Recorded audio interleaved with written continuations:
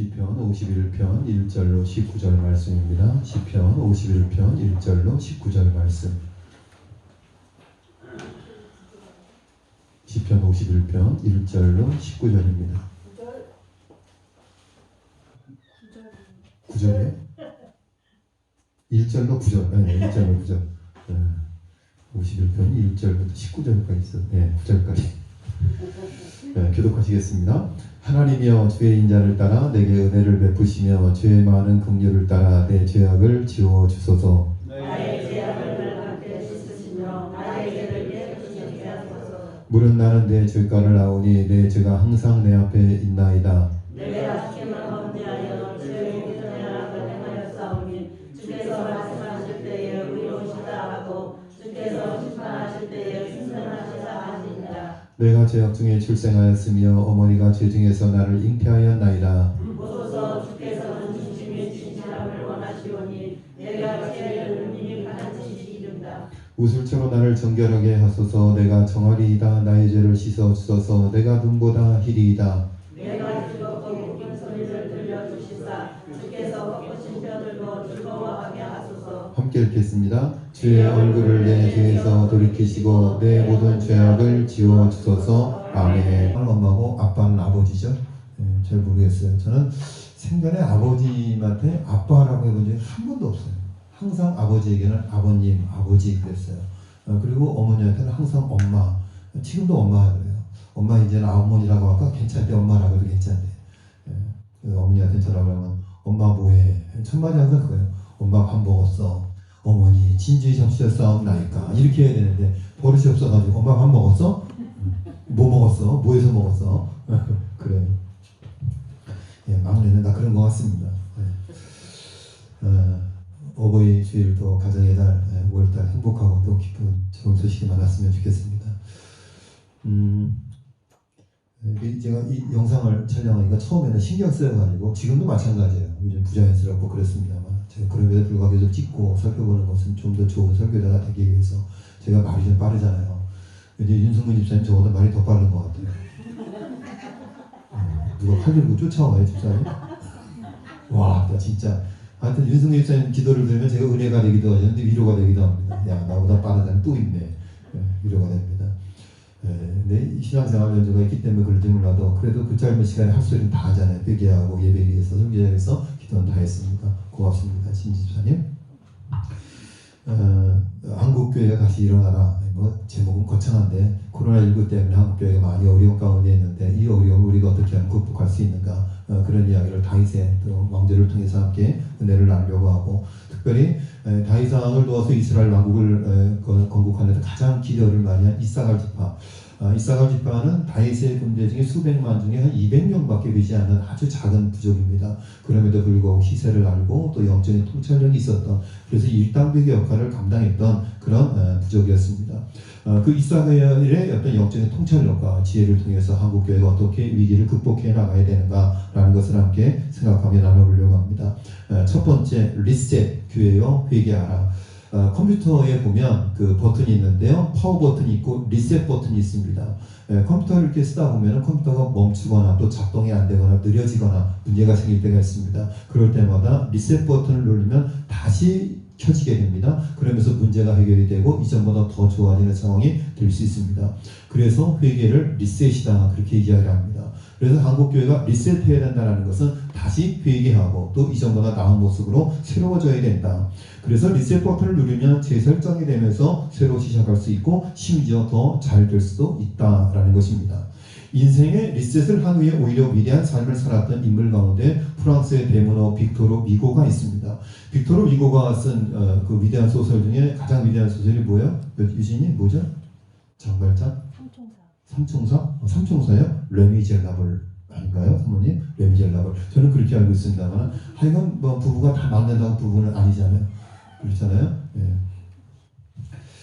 그가 40세 될 때까지 방탕한 삶을 살았습니다. 그런데 사랑하는 딸 레오폴딘이 결혼한 지 몇 달도 안 돼서 불의의 사고로 생강에 빠져 숨지는 사건이 벌어집니다. 딸이 강에 빠져서 죽었어요.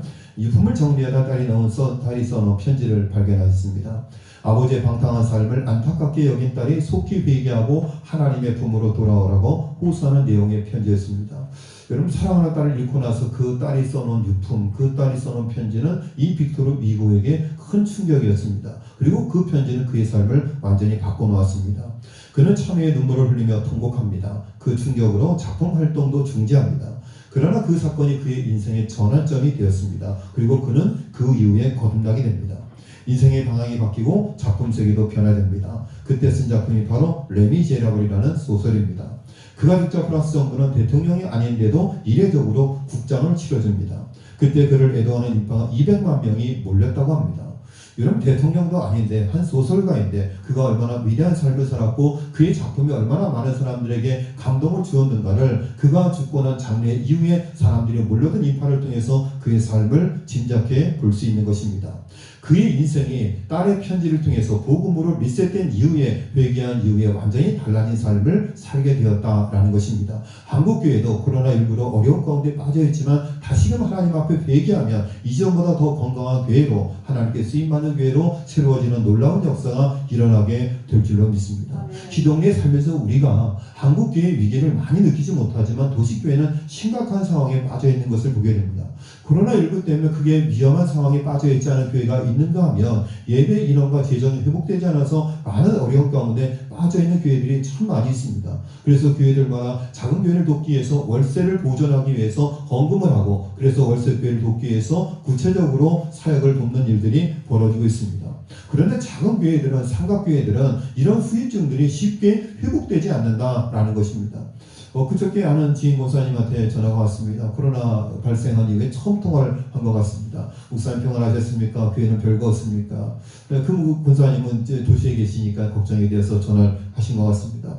권사님, 저희 교회는 큰 어려움은 없었습니다. 오후 예배하고 식사는 한동안 중단했었고 그 이후의 예배는 모두 잘 드렸습니다. 그 후유증이 전혀 없다고 말할 수 없지만 도시교회에 비하면 저희 교회는 미미한 정도입니다. 그 모든 것이 하나님의 은혜이고 참 감사했습니다. 우리 지역에 확진자도 없었고 인근 지역에도 확진자가 없었기 때문에 부담이 있었고 어려움이 있었지만 하나님 앞에 예배를 잘 드릴 수 있었습니다. 그러니까 원사님, 참 감사한 일이네요. 이제 모든 일들이 다 정리가 되면 한번 뵈었으면 좋겠습니다. 그리고 함께 통화를 했습니다. 그리고 저희 누님하고 통화를 하면서 이런저런 이야기를 하는 가운데 저희 누님이 섬기는 교회는 동탄 신도시에 있는 삼각교회입니다. 그런데 작은 삼각교회가 아니라 몇 층을 빌려 쓰는 삼각교회 지금은 굉장히 큰 교회입니다. 한 300명 모이는 교회죠. 300명 정도 모이는 교회입니다. 그런데 거기는 오늘부터 이제 오프라인 예배를, 교회에서 예배를 드린다고. 그러니까 이전까지는 계속해서 온라인 예배를 드린 거예요. 그런데 그 교회는 온라인으로 헌금을 드리고 또 온라인 예배 이런 부분들이 잘 정착이 되어 있었던 것 같아요. 그래서 교회 재정도 한 5% 정도 감소된 것 이외에는 큰 감소가 없었다고 얘가 얘기를 들었습니다. 그러면서 그 교회는 인근 교회, 삼각교회들, 어려운 교회들 돕기 위해서 헌금을 해서 상가 월세를 돕는 그런 사역을 하고 있고, 또 온라인 예배 시설이 되어 있지 않은 교회 시설 설치도 해주고 또 돕는 그런 사역들을 하면서 코로나19를 잘 극복하고 있다고 그런 이야기를 들었습니다.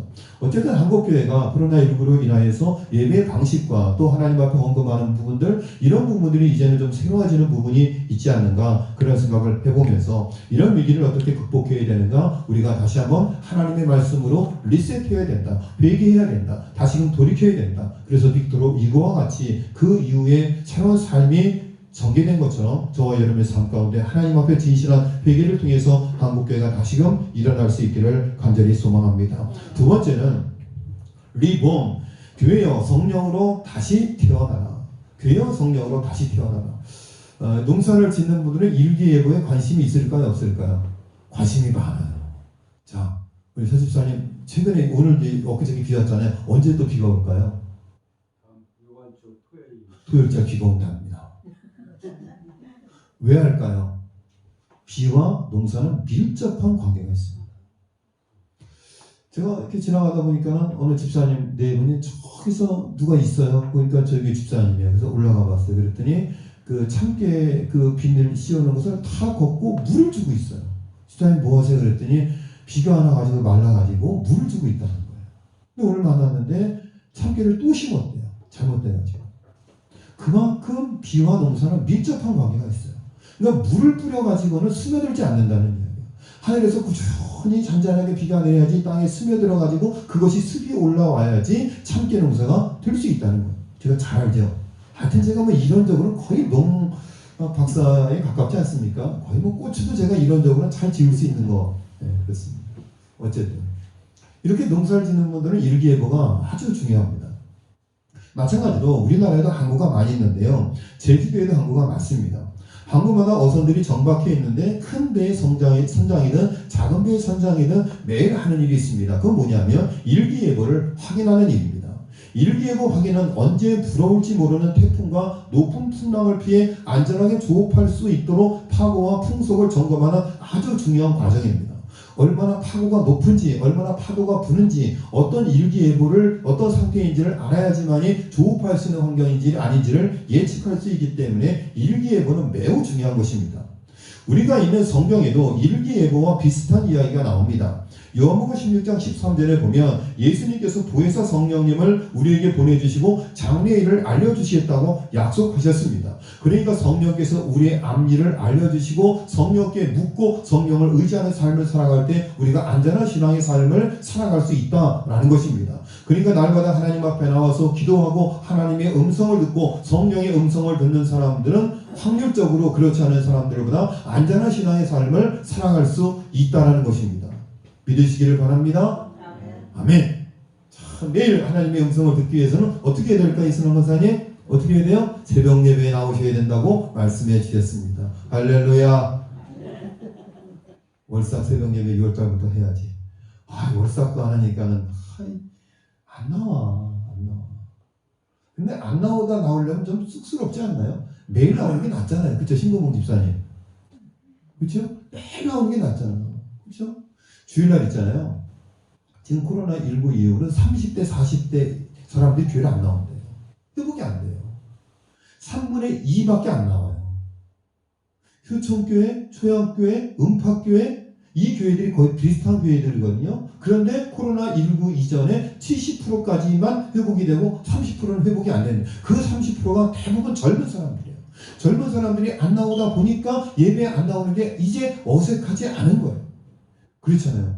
한 주 주일날 빠지면 날벼락 맞을 것 같고 교통사고 날 것 같고 길 가다 넘어져 다리가 부러질 것 같고 저만 그랬나? 전 옛날에 그랬어요 정말. 그래서 주일날 빠지면 안 된다 그런 생각을 갖고 있었거든요. 근데 한 주를 빠져도 아무 일이 안 일어나고 두 주를 빠져도 아무 일이 안 일어나고 온라인 예배를 드리는데요. 첫째 주에는 머리를 감고 양복을 입고 신발을 신고 신발 신으면 안 돼. 집안에서 양말을 신고 그리고 화장도 하고 연지고지 찍어 바르고 그리고 정자세를 앉아가고 거룩하게 예배를 드렸어요. 그리고 둘째 날에는 화장도 안 하고 거룩하게 예배를 드렸어요. 셋째 날은 머리도 감고 예배를 드렸어요. 넷째 날은 추리닝바를 소파에 다 빠져갖고 예배를 드렸어요.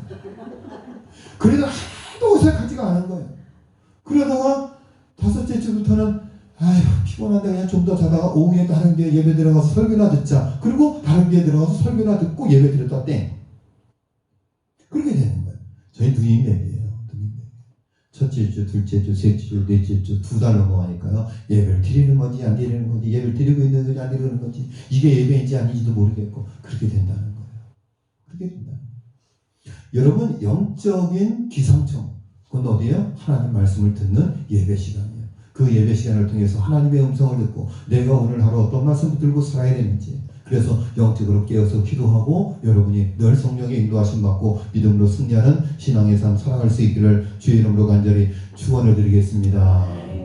아멘. 네, 할렐루야. 6월달에 기대가 되고 사실 요즘은 정말 새벽 예배 나오기가 너무나도 좋지 않아요. 날씨가 춥지도 않고 덥지도 않고 그리고 끝나자마자 바로 들여나가서 일하면 되고 그렇잖아요. 신고사에 바로 출근하시잖아요. 병영원이 바로 출근하시면 되잖아요. 큰 어려움이 없습니다. 마지막 세 번째 리스타트 교회와 다시 시작하라. 회개하고 성령으로 거듭난 다윗은 세 가지의 헌신과 맹세를 합니다. 첫 번째 맹세 범죄인들을 가르쳐서 주의 길로 인도하겠다고 다짐합니다. 다윗은 죄를 범한 자의 마음을 누구보다 잘 알았습니다. 왜요? 그가 죄인이었기 때문에. 그래서 그는 맹세했어요. 죄인들을 가르쳐서 주의 길로 인도하겠다. 두 번째 그의 맹세는 형식적인 제사와 번제가 아니라 상한 심령으로 하나님께 예배를 드리기로 작정했습니다. 하나님 앞에 예배할 때 형식적으로 예배 드리는 것이 아니라 상한 심령으로 예배 드리는 거예요. 여러분 하나님 앞에 새벽 제단 쌓고 수예배, 오후예배 모든 예배 드릴 때마다 상한 심령으로 주님께 진실한 예배를 드릴 수 있기를 바라겠습니다. 다윗은요 상한 심령을 아는 사람이요. 내가 차라리 태어나지 않았다면 좋았을 것을 침상을 눈물로 적셨던 그런 인물이었습니다. 철저히 회개한 인물이었습니다. 다윗은 상한 심령의 위대함을 알았습니다. 세 번째, 자신과 같은 죄에 빠진 사람들이 마음껏 예배할 수 있도록 성전이 세워지도록 요청합니다. 성전을 지으려고 하나님 앞에 맹세했습니다. 자, 작심삼일이라는 말이 있습니다. 여러분 왜 작심삼일이라는 말이 왜 나왔을까요? 사람이 쥐어먹은 마음 3일 가기가 어렵다. 그래서 작심삼일이 나온 겁니다. 히말라야에는 전설적인 한 마리의 새가 살고 있다고 전해집니다. 그 전설 속의 새는 날이 새면 집 지으리라는 긴 이름을 지니고 있어 인상적입니다. 자, 새 이름이 뭐예요? 날 밝으면 집 지으리라. 날이 새면 집 지으리라. 한번 따라하겠습니다. 날 새면 집 지으리라. 날 새면 집 지으리라. 이게 새 이름이에요. 새 이름. 참새, 제비, 비둘기 뭐 그렇듯이 날 새면 집 지으리라. 이게 새 이름이에요. 할렐루야. 이름이 진짜 웃기죠. 날 새면 집 지으리라. 강유일 씨가 쓴 날이 새면 집 지으리라에 나오는 구절입니다. 새는 오전과 오후의 끝까지 목청을 다해서 노래를 부릅니다. 그러다가 히말라야의 눈발들이 깨어나는 밤이 되고 혹독한 바람이 불면 끝없이 이렇게 울어댄다고 합니다. 날이 새면 집 지으리라. 그러나 새 날이 돼도 어젯밤의 맹세처럼 혹독한 추위를 막아줄 집을 짓지 않고 다시금 노래 부르며 놀기만 한다는 것입니다. 그러니까는 밤에 찬바람이 불고 폭풍이 몰아치고 너무 얼마나 춥고 막 산이 애도록 춥잖아요. 그러면 이제 내가 이 추위를 막아줄 수 있는 집을 지어야 되겠다. 언제요? 날이 새면 집을 지을 것이다. 날이 새면 집을 지을 것이다. 밤새도록 그렇게 노래를 부르는 거예요. 밤새도록 울부짖는 거예요. 이렇게 찬바람 이런 폭풍한 산을 내가 막을 수 있는 집을 지어야 되겠다. 집을 지으리라. 집을 지으리라. 밤새도록 노래를 부르는 거예요. 그리고 날이 새고 폭풍이 잦아들면 할렐루야 랄랄랄라 노래 부르면서 노는 거예요. 집을 지어야 앉아요? 안 짓는 거예요. 그리고 밤이 되면 또 폭풍이 몰아치고 찬바람이 몰아치면 날이 새면 집을 지으리라. 날이 새면 집을 지으리라. 날이 새면 집을 지으리라. 그리고 또 그 다음날이 되면 랄랄랄랄랄라 놀아요. 세상에 이런 멍청한 새가 어디 있습니까? 밤이 되면 또 추울 텐데 집만 지으면 그 찬바람을 맞고 안락한 삶을 영위할 수 있는데 밤이 새면 후회하고 밤이 새면 집 지으리라 외치고 날이 새고 폭풍이 잦아들면 또 놀고 새날이 돼도 어젯밤의 맹세처럼 혹독한 추위를 막아줄 집을 짓지 않고 다시금 노래 부르며 놀기만 한다는 것입니다. 다시 싸대는 저녁이 오면 똑같은 부르짖음으로 울어댑니다. 이 새는 결정적인 회개를 하지 않고 어제의 잘못을 늘 반복하며 사는 어리석은 우리 인생을 비유로 이야기하고 있습니다. 다른 모습이 이 어리석은 새와 같지 않은가? 하나님 잘못했습니다. 하나님 회개합니다. 하나님 다시는 그렇게 하지 않겠습니다. 약속하고 또 반복되는 그 회개의 일상을 살아가는 그 잘못된 것을 또 반복하는 그 어리석은 모습이 새날이 되면 집을 지으리라 외치는 이 새의 모습과 너무나 닮아있지 않은가 생각을 해봅니다. 마음속으로 다짐합니다. 참아야지, 인내해야지, 이해해야지, 용서해야지. 그리고 또 반복되는 일상, 또 하나님 앞에 잘못한 삶을 살아가는 어리석은 일상, 그 반복하는 모습이 날이 새면 집을 지으리라 울부짖는 이 어리석은 죄와 나의 모습이 많이 닮아있지 않나 그런 생각을 해봅니다. 주님은 이런 인생을 가리켜 이렇게 말씀하셨습니다. 잠언서 26장 11절에 보니까 개가 그 토한 것을 도로 먹는 것 같이 미련한 자는 그 미련한 것을 거듭 행하느니라. 반복되는 잘못, 내가 알고 있으면 또 반복되는 잘못, 그것은 토한 것을 다시 먹는 어리석은 개와 같다. 그렇게 말씀하고 있습니다. 역사학자 에드워드 칸은 역사란 과거와 현재 사이에 끊임없는 대화라고 정의했습니다. 과거를 거울 삼아 현재를 바라보며 과거와 현재와의 대화를 통해 더 나은 미래를 창출할 수 있는 것입니다. 우리의 잘못된 과거의 모습을 돌아오며 현재를 점검하는 거예요. 우리나라에도 과거에 잘못된 역사들이 있잖아요. 우리 삶에도 예수 믿기 이전에 잘못된 삶의 형태들이 있잖아요. 잘못된 삶의 모습들이 있잖아요. 그런 부분들을 현재 다시 돌이켜서 반성하고 대화하면서 더 나은 미래를 만들어가자라는 것입니다. 사랑하시는 교회 성도님 여러분, 하나님 앞에 예배 드릴 때마다 자신의 삶을 회개하고 그리고 현재의 삶을 다시 점검하면서 현재보다 더 나은 미래를 살게 하고 더 나은 미래를 구체적으로 살아서 하나님의 말씀이 내 삶 가운데 지금도 살아서 역사하는 것을 삶을 통해서 깨닫고 받아들일 수 있는 저 여러분의 삶이 되실 수 있기를 간절히 소망합니다. 코로나19 이후로 한국교회가 어렵지만 다시금 회복하기를 위해서 모든 목회자들이 또 성도님들이 새벽마다 눈물로 기도합니다. 하나님 한국교회를 회복시켜 주시옵소서. 코로나19를 완전히 물리쳐 주시고 이후에 더욱더 건강한 교회로 큰 교회로 하나님 삼아 주시기를 원합니다. 그러기 위해서 더욱더 애쓰고 수고하는 믿음의 중직자들이 한국교회 살아있기 까닭에 한국교회는 소망이 있고 미래가 있는 것입니다. 우리 모든 성도님들 이 말씀을 통해서 다시 한번 하나님 앞에 회개하고 성령과 동행하며 그리고 헛된 맹세가 아니라 하나님 앞에 맹세하고 다짐하고 결단한 것을 삶 가운데 구체적으로 실천해서 변화된 삶으로 더 큰 하나님의 축복을 누리며 살아가는 우리 모든 시동교회 성도들의 삶이 되시기를 주님의 이름으로 간절히 축원드립니다.